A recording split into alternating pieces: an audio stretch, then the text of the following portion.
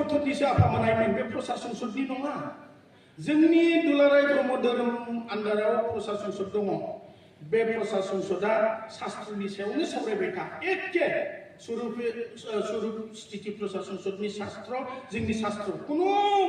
sentence मोनसे sense गैया गासैबो एखे आइमोन आफा किन्तु नै दाना जोंनि गेजेराव सावरायलायबाय जे जोंहा संगठना आफादा मा सिम्बल दं जेरै हनै हारसाफ्रा संकरिफ्रा मालाय सिम्बल दङ हनै सोरबाया दङ हनै सोरबा बुद्धिस्टफ्रा दङ जोंहा मा सिम्बल दङ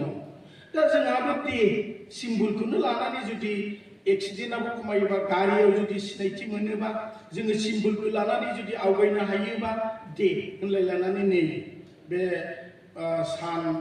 आरो गुफुरा शान्ति गोमोआ त्याग खालामनाय आरो बेयाव सानथ' थाबाय ओमफ्राय सानखौबोथ' जों खुलुमहरखायो दहाय रमेश आफा बुंनाय बादिनो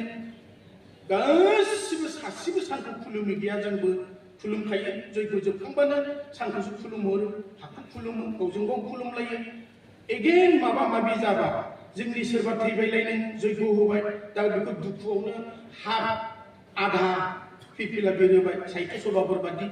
जोंनि गुरु सोरबा रुंसारि जाबा सोरबा माबा जाबा नैबेबादि बा हनै बे गोबां बे सिम्बलसो अनलि सिन जोंनि सिम्बल संगठननि दुलाराय ब्रह्म धोरोम आफादनि आइमोन आफामोन फिरफिलाया दा समाया सोलायबाय आङो माने कुइसनखौ खालामनो एसे बेबादिनो खालामनाय जाहैबाय जे आंहा माखासे सोंथिया मा धर्मखौ बयबो मिथिगौ मोनसेल' होननानै बुंबाय नाथाय बे धर्मखौ लानानैनो गोबां माने दावराव दावसि बिदि जागासिनो दं आरो गुबुन सम्प्रदायखौ लानानै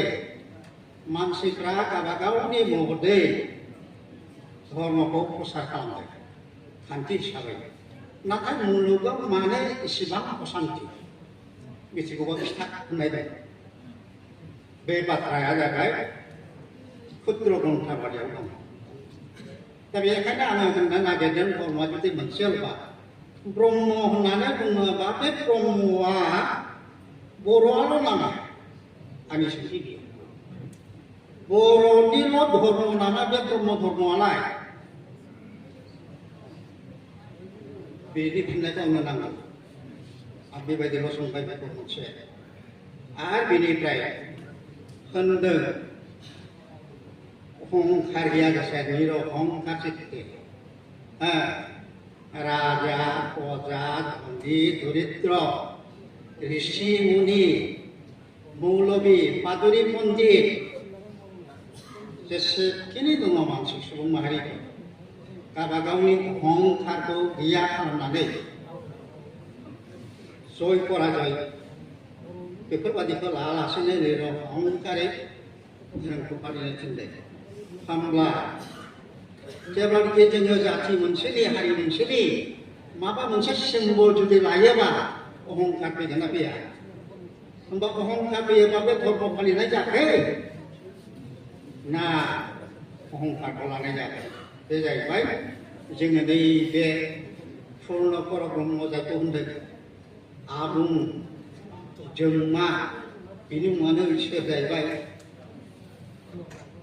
दा बिनि निसान फिरफिला सिङावनो जों बयबो दंजोबखायो होमबा गुबुनै जोंनो मानो नांगौ अहंकारसो जाहैगोन ना होमबा बे धोरोम फालिनाय जागायनाय फालिनाय जागायनाय आरो मोनसे दंबावो मोनसे मा दं गुरुदेव बा जोंनो माखासे बोसोन होलांदों धोरोम सिनायनानै रायजो जानाय बायदि मोजां बेनिफ्राय बर'फोर नोंसोर सिखाव दाखायत खालामसै माखासे लेखा सोलोंनानै साख्रि मावदो फालांगिरि जादो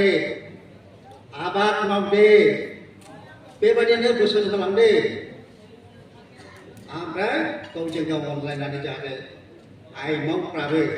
बेबायदिनो गाव गावनि गथ' गथायफोरखौ अननो सोलोंदो गावबागावनि फिसाइफोरखौ मान होनो सोलोंदो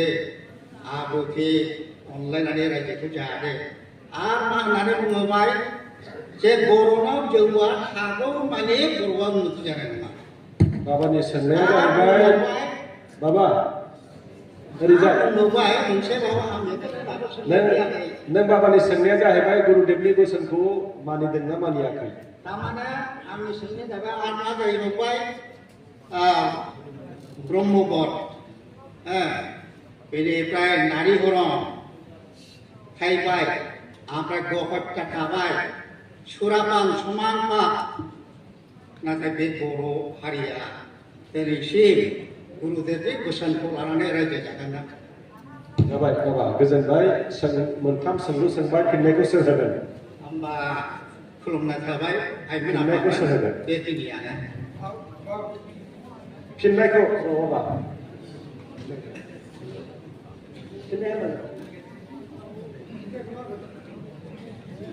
फिननायखौ बाबा नैबे हेमन्त बाबाय होदोंसै